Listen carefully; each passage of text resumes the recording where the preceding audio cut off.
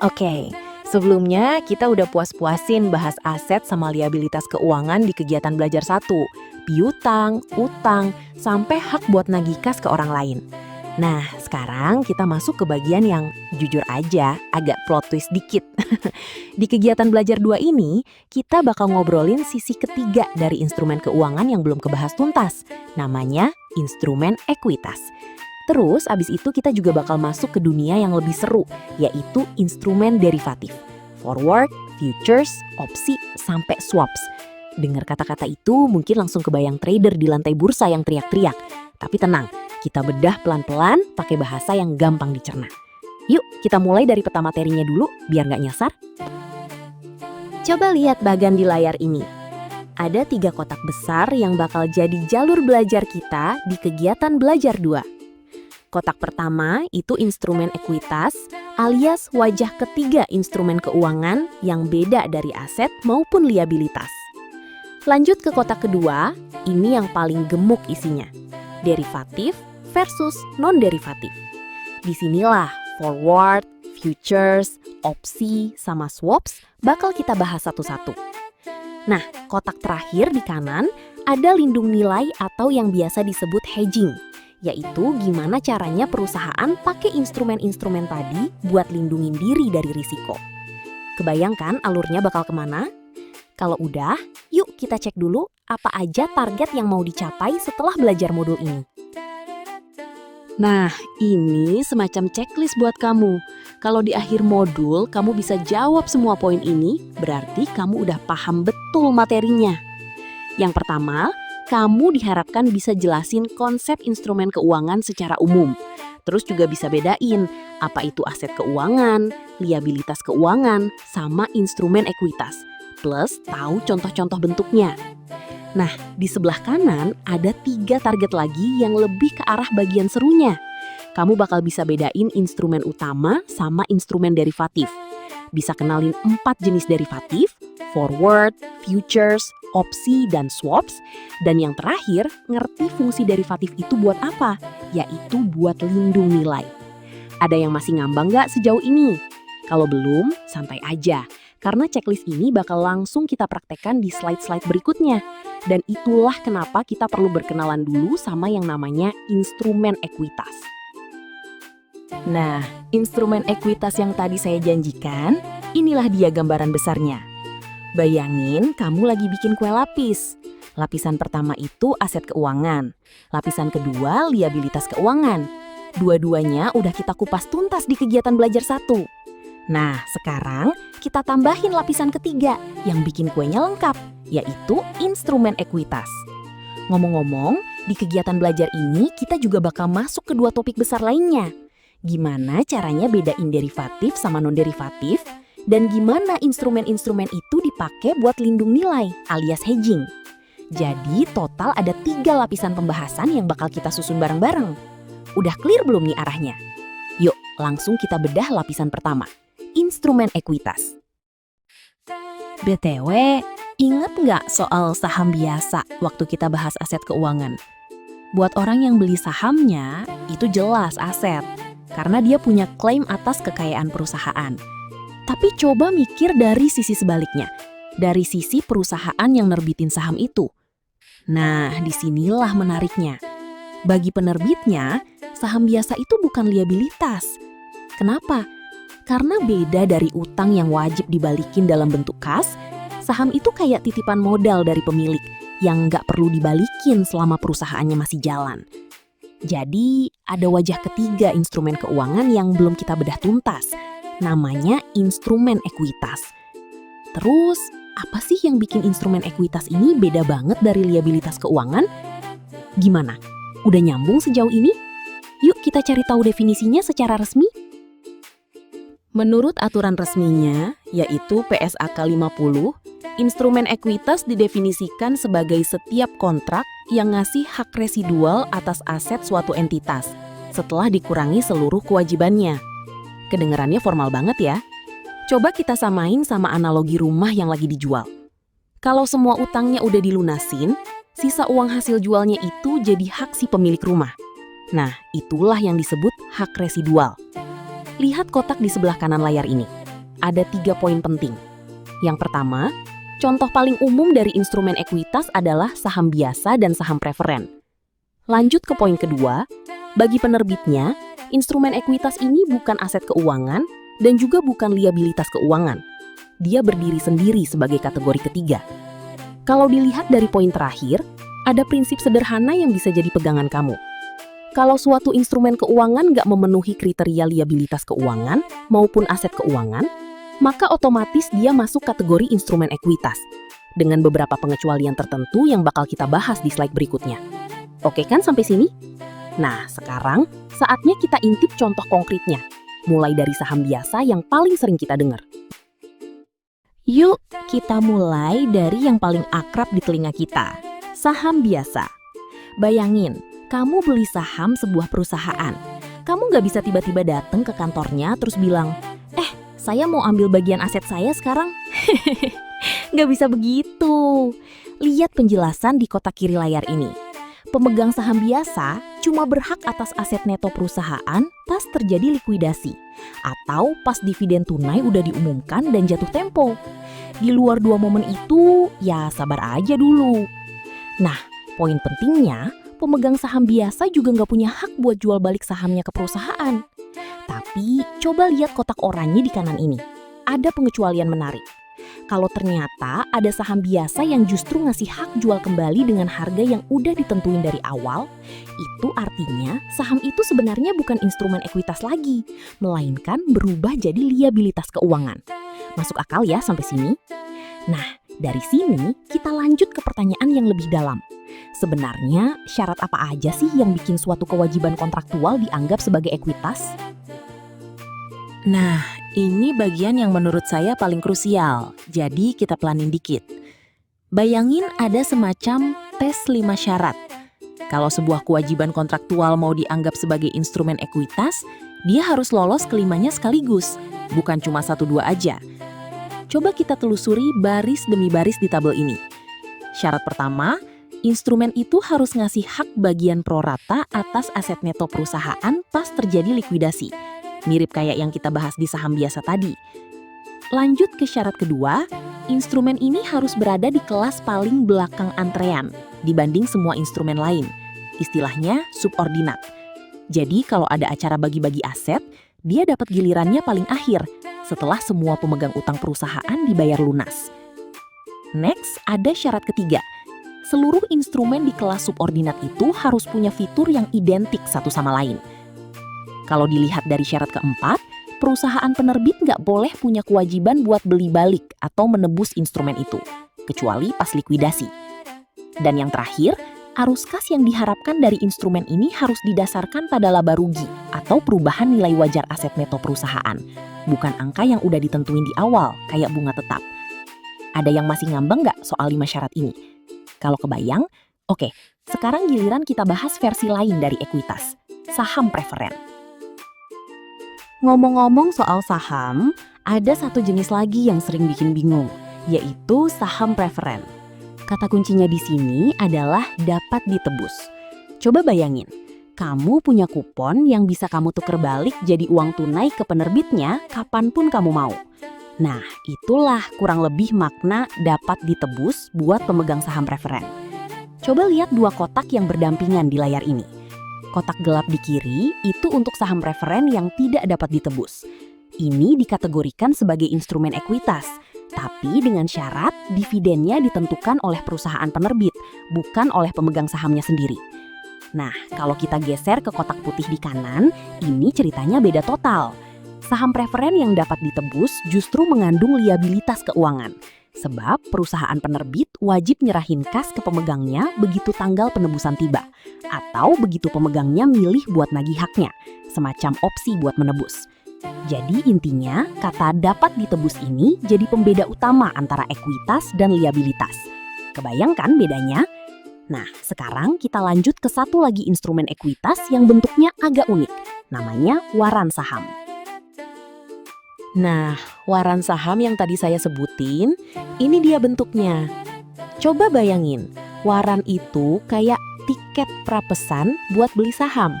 Jadi, Waran saham adalah instrumen keuangan yang ngasih hak ke pemegangnya buat memesan atau membeli sejumlah saham biasa yang sifatnya nggak bisa dijual balik ke perusahaan dengan sejumlah kas tertentu atau aset keuangan lain. Lihat dua kotak yang saling berhadapan di layar ini. Kotak hitam di kiri nunjukin kalau waran ini diselesaikan sesuai haknya tadi, yaitu ditukar jadi saham, maka statusnya jadi instrumen ekuitas bagi penerbitnya. Tapi kalau kita geser ke kotak putih di kanan, ceritanya beda. Kalau kontraknya diselesaikan pakai kas atau pakai instrumen selain saham biasa yang tadi disebutin, itu malah bikin waran ini jadi liabilitas keuangan, bukan ekuitas lagi.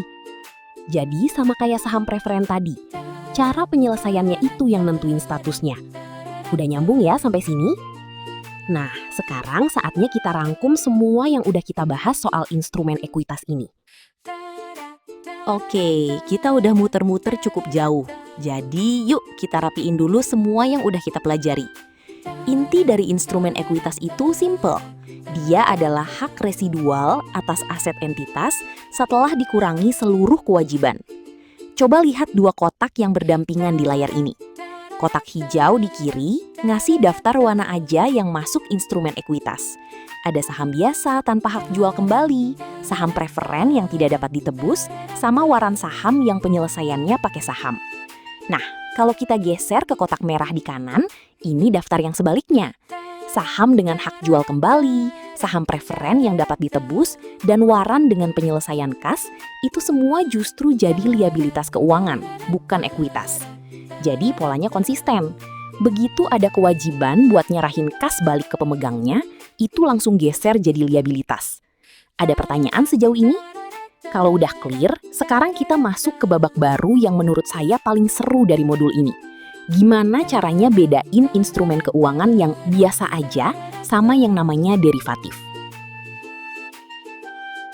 Nah, opsi beli yang bakal kita bahas nanti, sebelum ke situ kita kenalan dulu sama konsep dasarnya. Coba bayangin dua jenis barang di pasar. Barang pertama kayak piutang usaha, utang usaha, atau saham biasa. Nilainya itu berdiri sendiri, nggak nempel ke harga barang lain.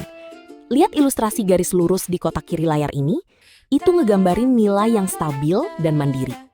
Tapi coba geser ke kotak hitam di kanan. Ada garis yang naik turun kayak ombak. Nah, ini ngegambarin instrumen keuangan lain yang nilainya justru naik turun ngikutin harga aset lain, misalnya harga kopi atau kurs dolar. Instrumen model kedua inilah yang kita sebut derivatif. Ada 4 jenis derivatif yang bakal kita bahas satu-satu. Forward, futures, opsi, sama swaps. Kebayangkan bedanya dari yang berdiri sendiri tadi? Yuk, kita mulai dari definisi resminya dulu, biar makin mantep sebelum masuk ke contoh-contoh kasusnya. Oke, teori sudah cukup soal ekuitas. Sekarang kita masuk ke pembagian besar instrumen keuangan. Jadi, instrumen keuangan itu bisa dibagi dua.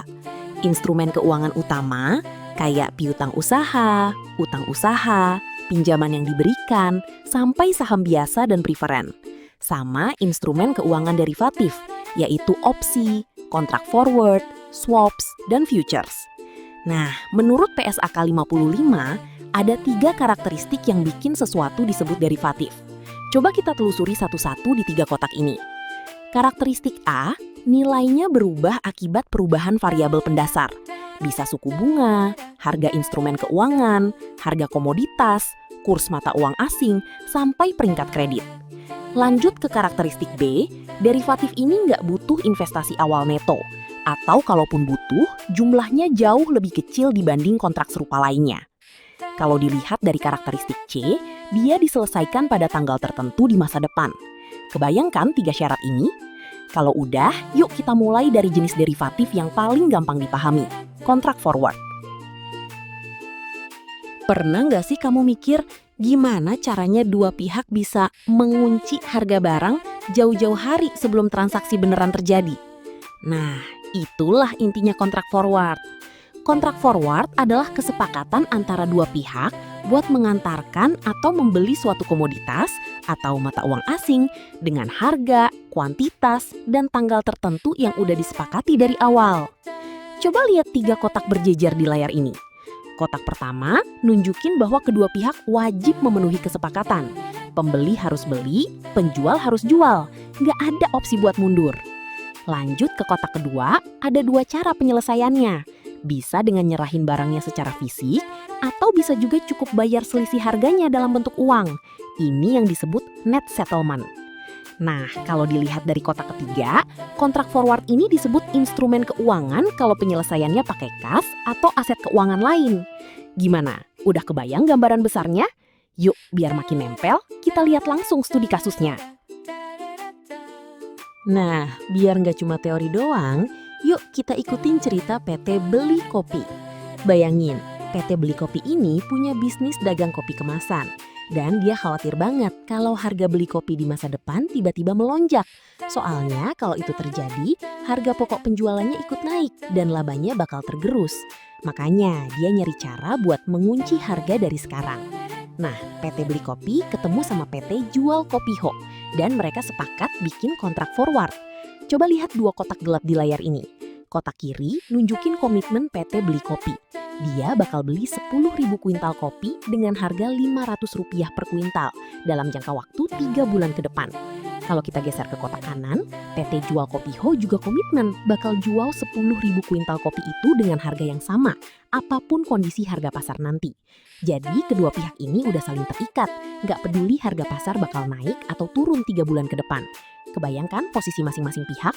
Nah, sekarang yuk kita lihat apa yang bakal terjadi kalau ternyata harga kopi di pasar naik. Oke, sekarang kita lanjutin cerita PT Beli Kopi tadi. 3 bulan kemudian, ternyata harga pasar kopi naik jadi Rp550 per kuintal. Padahal harga kesepakatan di kontrak forward mereka cuma Rp500 per kuintal. Nah, disinilah forward mulai kelihatan manfaatnya. Coba kita telusuri baris demi baris di tabel ini. Kalau penyelesaiannya secara fisik, PT Jual Kopiho tinggal kirim 10.000 kuintal kopi dan dia tetap terima kas Rp500 per kuintal sesuai kesepakatan. Nggak ada uang tambahan yang berpindah. Tapi kalau lanjut ke baris berikutnya, yaitu penyelesaian net settlement, ceritanya beda. PT Jual Kopiho harus bayar selisih harga dikali 10.000 kuintal. Yang totalnya jadi Rp500.000 ke PT Beli Kopi.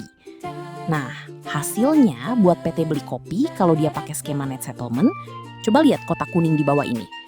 Dia tetap beli 10.000 kuintal di pasar seharga Rp550, alias total Rp5.500.000. Tapi karena ada Rp500.000 yang ditanggung PT Jual Kopiho, uang yang beneran keluar dari kantong PT Beli Kopi cuma Rp5 juta. Sama persis kayak harga yang dia kunci dari awal. Masuk akal ya sampai sini? Ini bukti kalau forward beneran bisa melindungi dari kenaikan harga. Nah, gimana kalau ternyata skenarionya kebalik? Harga kopi malah turun. Nah, sekarang kita coba skenario sebaliknya. Ternyata pas tanggal eksekusi, harga pasar kopi cuma Rp475 per kuintal. Lebih murah dari harga kesepakatan yang tetap Rp500 per kuintal. Coba, kita telusuri tabelnya satu-satu. Baris pertama, net settlement-nya dihitung dari selisih 500 dikurangi 475 dikali 10.000 kuintal. Hasilnya Rp250.000 dan ini dibayar oleh PT Beli Kopi ke PT Jual Kopiho. Lanjut ke baris kedua. PT Jual Kopiho juga tetap jual kopinya di pasar dengan harga yang berlaku. Dan dia dapat Rp4.750.000. Kalau dua-duanya digabung, coba lihat baris total di bawahnya. PT Jual Kopiho tetap terima total Rp5 juta, persis sesuai harga yang udah dikunci di kontrak forward. Nah, ini bagian yang menarik banget. Berapapun harga pasar yang sebenarnya terjadi, baik naik maupun turun, PT Jual Kopiho tetap terjamin dapat Rp5 juta sesuai kesepakatan. Kebayangkan kenapa forward ini disebut alat lindung nilai? Oke, itu tadi soal forward. Sekarang kita masuk ke gimana sih money changer atau spekulan biasanya main di kontrak yang mirip tapi lebih gaul di pasar uang. Namanya futures. Nah, kontrak futures ini secara umum mirip banget sama forward yang tadi kita bahas. Tapi ada bedanya. Dia lebih gampang diperjualbelikan di pasar uang dan udah terstandarisasi. Penerbitnya pun biasanya spekulator. Coba kita telusuri 5 karakteristik ini satu persatu. Karakteristik pertama, futures itu udah terstandarisasi. Jadi nggak sefleksibel forward yang bisa disesuaikan sama kebutuhan masing-masing pihak. Lanjut ke karakteristik kedua. Entitas bisa keluar dari kontrak futures sebelum jatuh tempo dengan cara beli atau jual kontrak identik yang arahnya berlawanan. Misalnya posisi beli ditandingin sama posisi jual. Next, ada karakteristik ketiga. Futures ini ngeharusin adanya pembayaran simpanan margin, semacam uang muka gitu. Kalau dilihat dari karakteristik keempat, kontrak ini diperjualbelikan di pasar dan perubahan nilainya diselesaikan dalam bentuk kas secara harian. Dan yang terakhir, karakteristik kelima, futures ini sangat jarang diselesaikan dengan pengantaran barang secara fisik. Biasanya lebih sering pakai net settlement. Ada yang masih ngambang nggak soal 5 poin ini? Kalau udah oke, sekarang kita geser ke instrumen derivatif yang menurut saya paling ngasih kebebasan ke pemegangnya. Namanya opsi. Iya, tadi saya bilang opsi ini ngasih kebebasan. Maksudnya gimana sih? Coba bayangin, kamu punya tiket yang boleh kamu pakai, tapi juga boleh kamu buang kalau ternyata nggak menguntungkan. Nah, itulah bedanya opsi sama forward atau futures. Opsi itu adalah kontrak yang menjamin pemegangnya berupa hak, bukan kewajiban, buat membeli atau menjual item tertentu pada harga tertentu dalam periode waktu tertentu. Coba lihat dua kotak yang berdampingan di layar ini. Kotak kiri itu opsi beli, atau istilah kerennya call option. Ini ngasih hak buat membeli item spesifik pada harga tertentu yang biasa disebut strike price dan pada periode tertentu. Kalau kita geser ke kotak kanan, ada opsi jual atau put option yang ngasih hak buat menjual item spesifik pada harga dan periode tertentu. Nah, sama kayak transaksi saham di bursa efek, pembeli opsi beli itu berada di posisi long, sedangkan penjual opsi jual berada di posisi short. Kebayangkan konsep dasarnya? Yuk, biar makin jelas, kita lihat langsung perhitungannya lewat studi kasus. Oke, sekarang kita ikutin cerita PT Sandi. Dia beli opsi beli buat 10.000 kuintal kopi dengan harga Rp500 per kuintal. Dan buat beli opsi itu sendiri, dia bayar premi Rp4.000. Coba kita telusuri baris demi baris di tabel ini. Dan penting nih, jangan sampai ketukar antara harga kopi dan harga premi opsinya. Baris pertama, kalau harga pasar kopi ternyata Rp550 per kuintal, alias lebih mahal dari harga di opsi, maka PT Sandi bakal eksekusi opsinya. Logikanya, ngapain beli mahal di pasar kalau bisa beli murah lewat opsi? Total biaya perolehannya jadi 500 dikali 10.000 ditambah premi 4.000. Hasilnya Rp5.004.000. Lanjut ke baris kedua. Kalau ternyata harga pasar malah lebih murah, misalnya Rp400 per kuintal, PT Sandi nggak bakal eksekusi opsinya. Dia mending beli langsung di pasar. Biaya yang keluar jadi 400 dikali 10.000 ditambah premi tadi. Jadi Rp4.004.000. Catatan penting nih, lihat kotak kuning di bawah. Angka Rp4.000 itu harga premi opsinya sendiri, bukan harga per kuintal kopi. Udah clear belum nih bedanya? Nah, sekarang kita balik logikanya lewat opsi jual. Kalau tadi PT Sandi beli opsi buat membeli, sekarang giliran PT Kopiko yang beli opsi buat menjual 10.000 kuintal kopi dengan harga Rp500 per kuintal dan premi opsinya Rp4.000. Logikanya di sini justru kebalikan dari opsi beli tadi. Coba kita telusuri tabelnya.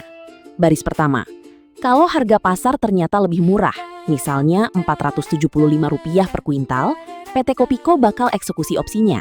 Soalnya lebih untung jual sesuai kesepakatan Rp500 dibanding jual di pasar yang lebih murah. Total pendapatannya jadi 500 dikali 10.000 dikurangi premi 4.000. Hasilnya Rp4.996.000. Lanjut ke baris kedua. Kalau ternyata harga pasar malah lebih mahal, misalnya Rp550 per kuintal, PT Kopiko nggak bakal eksekusi opsinya. Dia mending jual langsung di pasar dengan harga yang lebih menguntungkan. Kebayangkan pola berpikirnya? Intinya, opsi jual dieksekusi justru ketika harga pasar lebih rendah dari strike price. Logikanya benar-benar kebalikan dari opsi beli. Oke, itu tadi soal opsi. Sekarang lanjut ke derivatif terakhir yang menurut saya paling diplomatis. Namanya swaps. Ngomong-ngomong, kenapa saya bilang swaps ini diplomatis? Soalnya di sini nggak ada yang namanya hak sepihak, kayak opsi, atau harga yang dikunci mati kayak forward. Yang ada justru saling tukar. Swaps ini adalah kontrak pertukaran terhadap kemungkinan tidak stabilnya arus kas di masa depan. Jenis yang paling dikenal namanya swap suku bunga atau interest rate swaps. Coba lihat diagram di kanan layar ini. Ada pihak A dan pihak B yang saling bertukar. Pihak A ngasih bunga tetap ke pihak B, sementara pihak B ngasih bunga variabel balik ke pihak A. Bayangin kayak dua orang yang masing-masing pegang jenis payung berbeda. Satu punya payung anti hujan deras, satu lagi punya payung anti panas.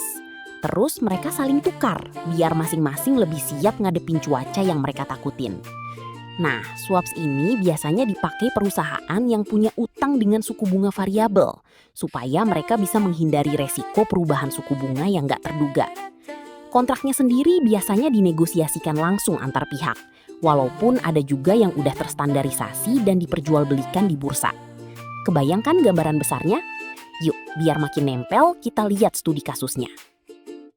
Nah, coba ikutin cerita dua perusahaan ini. PT Tegar Jaya nerbitin obligasi nominal 1 miliar rupiah dengan bunga tetap 12% per tahun, alias 120 juta rupiah setiap tahunnya. Di sisi lain, ada PT Senantiasa Mengambang yang juga nerbitin obligasi nominal sama, tapi bunganya mengambang, ngikutin suku bunga pasar. Nah, kedua perusahaan ini sama-sama khawatir. PT Tegar Jaya takut suku bunga pasar bakal turun di bawah 12%, sementara PT Senantiasa Mengambang takut suku bunga malah naik signifikan. Makanya, mereka sepakat saling tukar suku bunga lewat swap. Coba lihat diagram di kanan layar ini. PT Tegar Jaya pakai suku bunga mengambang milik PT Senantiasa Mengambang. Dan sebaliknya, PT Senantiasa Mengambang pakai suku bunga tetap milik PT Tegar Jaya. Nah, misalkan di akhir tahun suku bunga pasar ternyata 13%, alias 130 juta rupiah. Coba lihat kotak merah muda di bawah. PT Tegar Jaya bakal bayar 120 juta rupiah ke pemegang obligasi, ditambah 10 juta rupiah ke PT Senantiasa Mengambang. Jadi totalnya 130 juta rupiah yang keluar dari kantongnya. Sementara PT Senantiasa Mengambang cuma nerima 10 juta rupiah dari PT Tegar Jaya. Masuk akal ya sampai sini pola pertukarannya? Nah, sekarang gimana kalau ternyata suku bunganya malah turun? Oke, sekarang kita coba skenario sebaliknya. Suku bunga pasar ternyata turun jadi 10%, alias 100 juta rupiah. Coba kita telusuri tabelnya baris demi baris. Baris pertama, PT Senantiasa Mengambang bayar ke pemegang obligasi sebesar 100 juta rupiah. Lanjut ke baris kedua, dia juga harus bayar tambahan 20 juta rupiah ke PT Tegar Jaya. Kalau digabung, lihat baris total di bawahnya. Total yang dibayar PT Senantiasa Mengambang jadi 120 juta rupiah. Nah, ini menarik. Pola umum kontrak swap itu selalu sama, yaitu pihak yang kalah dalam prediksi arah suku bunga adalah pihak yang harus bayar tambahan. Persis kayak pola yang kita lihat di forward dan future sebelumnya. Kebayangkan kenapa polanya konsisten begini? Nah, itu tadi 4 jenis instrumen derivatif yang udah kita bahas satu-satu. Sekarang, yuk kita rangkum semuanya biar makin nempel di kepala. Oke, kita udah muterin 4 instrumen derivatif ini satu-satu. Jadi, yuk kita rapiin semuanya jadi satu gambaran besar. Coba lihat 4 kotak di layar ini. Kotak pertama, forward. Ini kesepakatan privat antara dua pihak. Sifatnya fleksibel, tapi begitu disepakati, wajib dipenuhi. Nggak ada opsi mundur. Lanjut ke kotak kedua, futures. Konsepnya mirip forward, tapi udah terstandarisasi, diperjualbelikan di pasar, dan butuh setoran margin. Next, kotak ketiga, opsi. Ini yang paling santai, karena cuma ngasih hak, bukan kewajiban. Opsi beli, untung pas harga naik. Opsi jual, untung pas harga turun. Dan yang terakhir, kotak keempat, swaps. Ini soal pertukaran arus kas. Biasanya suku bunga tetap ditukar sama suku bunga mengambang. Nah, kalau dilihat dari kotak kuning di bawah, ada satu benang merah yang ngikat semuanya. Keempat instrumen ini bisa dipakai buat membatasi fluktuasi harga atau suku bunga. Dan fungsi inilah yang disebut lindung nilai. Kebayangkan gimana keempatnya nyambung jadi satu fungsi besar? Nah, opsi untuk melindungi resiko yang tadi disebut-sebut sekilas, sekarang kita bedah lebih dalam lagi. Oke, biar lebih jelas, kita bedah dua sisi dari transaksi lindung nilai ini. Sisi alat pelindungnya dan sisi yang dilindungi. Coba lihat kotak kiri layar ini dulu. Menurut aturannya, instrumen lindung nilai itu bisa berupa derivatif yang emang udah ditetapkan buat tujuan lindung nilai, atau bisa juga aset dan liabilitas keuangan non-derivatif yang ditetapkan khusus untuk lindung nilai risiko perubahan kurs. Nah, kalau kita geser ke kotak kanan, ini daftar apa aja yang bisa jadi item yang dilindungi. Mulai dari aset, liabilitas, komitmen pasti yang belum diakui, sampai perakiraan transaksi yang sangat mungkin terjadi, dan investasi neto pada kegiatan usaha di luar negeri. Kebayangkan gimana dua sisi ini saling melengkapi, alat pelindung di satu sisi, dan objek yang perlu dilindungi di sisi lain. Soal gimana caranya semua ini dicatat dalam akuntansi, itu bakal kita pelajari di modul 6. Jadi untuk sekarang, cukup paham konsepnya dulu. Oke, itu tadi dasarnya soal lindung nilai. Sekarang, yuk kita tutup kegiatan belajar 2 ini dengan rangkuman besarnya. Oke, kita udah nyampe di ujung kegiatan belajar 2. Jadi, yuk kita tarik benang merahnya sekali lagi biar makin nempel. Lihat kotak pertama di layar ini. Inti dari instrumen ekuitas itu adalah hak residual atas aset neto, yang bukan aset keuangan maupun liabilitas keuangan. Lanjut ke kotak kedua, kita udah belajar bedain instrumen utama sama derivatif. Di mana derivatif itu nilainya bergantung pada variabel pendasar, nggak butuh investasi awal yang besar, dan diselesaikan di masa depan. Nah, kalau dilihat dari kotak ketiga, ada 4 jenis derivatif yang udah kita bahas tuntas. Forward, futures, opsi, dan swaps. Yang semuanya bisa dikombinasikan sebagai instrumen lindung nilai buat mengendalikan risiko perusahaan. Jadi dari saham biasa yang sederhana sampai kontrak forward buat kopi, opsi buat PT Sandi, dan swap buat PT Tegar Jaya. Semuanya sebenarnya muter di satu tema besar. Gimana caranya perusahaan mengelola risiko keuangan mereka. Kebayangkan gimana semuanya saling terkait? Nah, sekarang kamu udah punya bekal yang cukup solid buat lanjut ke modul berikutnya, di mana kita bakal bahas gimana semua konsep ini diterjemahkan jadi pencatatan akuntansi yang sebenarnya.